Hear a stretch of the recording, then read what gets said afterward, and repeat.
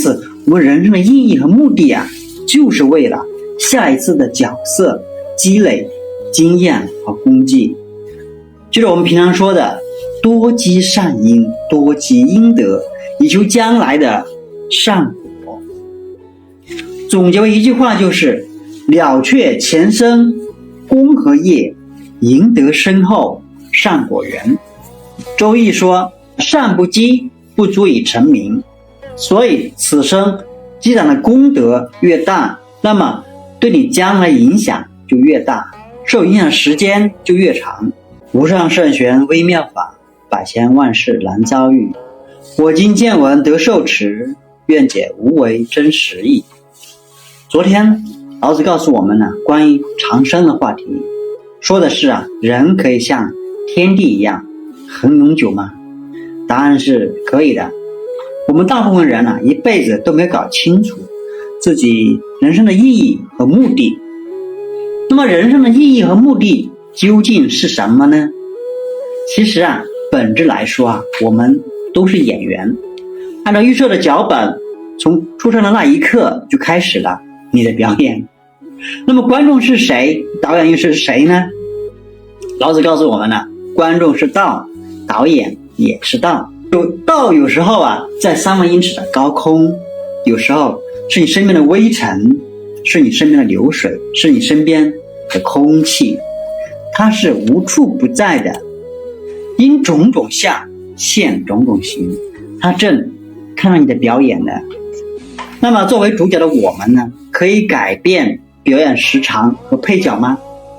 了凡四训告诉我们是可以的。袁了凡按之前的脚本，表演时长是53岁，终生没有孩子。后来他向导演申请，用自己的行善积德来换取改变原来的脚本和预设的路线。最后呢，导演根据袁了凡的实际表现，临时调整了编剧的脚本，最终袁了凡终年74岁，有2个儿子，并且都学有所成。所以道呢会因应你这一生的表现，临时微调或者改变你下一次扮演的角色。比如你这辈子演的是一个穷困潦倒的人，但是你没有摆烂，而是努力的帮助身边的人，所以呢，下一次导演就会给你一个一个成功人士的角色，让你可以帮助更多的人。因为道的终极目标是实现人类美美与共的大同世界，所以需要人类相互帮助。因此我们人生的意义和目的就是为了下一次的角色积累经验和功绩。就是我们平常说的多积善因，多积阴德，以求将来的善果。总结为一句话，就是了却前生功和业，赢得身后善果园。周易说善不积，不足以成名，所以此生积攒的功德越大，那么对你将来影响就越大，受影响时间就越长。如果积攒的功德足够大，那么你成名的时间也可以很长，足以和天地同寿。这个就是圣人长生的原因。小喜说，老李听你这么说，难道圣人所有的善举都是有目的的？那么这算不算是一种自私的表现呢？老李说，从结果上来看你说的没错。那我可不可以为了达到我的某种目的，也装作圣人的样子，多做善事呢？当然可以，你可以装装一天有一天的回报，装1年有1年的好处。如果你装的时间足够长，比如你能装一辈子，那么你就成为真的圣人了。所以正是因为圣人的一辈子的无私的做善事，才成就他后世无穷的盛名。因此老子接着说了一句这样的话，不以其无私矣，故人成其私。这是一个反问句翻译成现在的话是这样说的，难道不正是因为圣人的无私才成就他们的圣名吗？首先我们了解一下这个思字的由来。这个思字啊，左边是一个禾字，禾苗的禾，当作庄稼讲。右边呢是一勾一点，那么这个字啊，其实就如思字，私有财产的私啊，原来啊，就右边这一勾一点呢，最早的写法是一个竖，往下走的时候呢，向左边画一个圆圈，这就是最早的思字。后来呀，画了一个圈，左边再加一个禾苗的禾，意味着庄家有归属的人，这叫做私有财产。所以这个私呢，就跟圈地一样，勾了一个圈向右，这个呢就是个人的。我们再看公字啊，私的上边左一撇，右一捺，向两边分，它跟私啊正好相反，是分给大家的，大家共有的，这叫公。所以啊，叫被私为公嘛。所以这个私字啊，就是占有的意思。占有呢是动物的天性，那么人作为动物的一种，它也不能例外啊。但是人能做到最大程度的无私，就是分享，就是奉献，这就是人成为万物之长的原因。我们的大脑进化其实有3个阶段，一个阶段叫爬行动物的阶段，是脑干和小脑这一部分负责动作，跟鳄鱼啊、蛇啊是一样的。在进化到哺乳动物的时候呢，大脑的边缘系统就特别发达，这个边缘系统啊就负责狩猎、进食、各种冲动、欲望等等，这跟原始一些本能相关，比如食欲、性欲等。所以啊，在哺乳动物里边呢，比如大猩猩群里，它的边缘系统啊就非常的强大。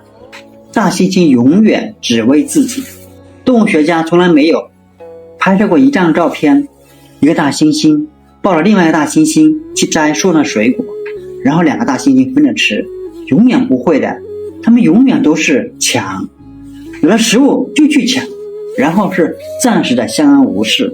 所以这种为自己谋利的状态，是动物发展到了极点的时候，边缘系统就会特别的发达。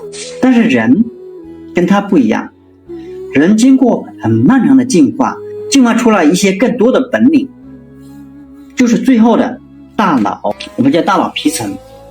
大脑皮层进化了很长时间啊，我们动物学一直搞不清楚，人类啊，在最近的5万年里边呢，大脑容量的增加呀，没有想象的那么大。可是为什么人类就突然从动物里边脱颖而出，成为地球的主宰呢？原来人类啊，一直在进化这个最后的大脑皮层。大脑皮层负责什么呢？负责各种关系的协调，情感的协调，比如爱情，并且克制欲望，克制边缘系统的冲动因为人类有了大脑皮层的这种克制欲望、冲动的负责协调的复杂系统，人类才能成群的生活在一起。大猩猩啊，最多20-30个一起生活，人类可以几百、几千个成为部落、联邦，建立国家，对抗恶劣的自然环境，相互帮助，最后进化成功，成为万物之长。简单的总结一下我们人类有4种基本的欲望：求生欲、繁殖欲也叫性欲、求美欲和求知欲。前面一般动物都会有的，只有最后一个求知欲是人类特有的。正是因为人类有很长的记忆力，求知欲有总结的能力，有控制的能力，人类才能从动物中脱颖而出，成为万物之长。所以一个人呢，没有了求知欲，没有了控制能力，那他又回到了动物的行列中去了。最后我们总结一下，从私到公的转变是人类进化的一个重要过程，这是一个大的法则，老子一直在讲的法则，就是在帮助人类进化。我们人类生下来就有克服自己私利的本能，所以克服私心是我们一生需要进行修炼的，就是平常讲的修身、静心，圣人在这方面呢，就比普通人进化的快一些。所以圣人呢，是人类中的人类。反观某些人是人类中的动物啊，他们还没有脱离动物的本性，只有一张人脸。如果说人类是动物的管理者、统治者，那么圣人就是人类的管理者、统治者。其实《道德经》里面说的圣人呢，指的就是有道的管理者、统治者。所以《道德经》啊，就是管理者的劝诫书，管理者的行为手册。古人说半部《论语》治天下，那么《道德经》呢，只要是读懂一句话并践行之，就可以很好的治理天下了。比如今天讲的这句不以其无私矣，故能成其私，正是因为你的无私、你的奉献，才让你坐上统治者的位置啊。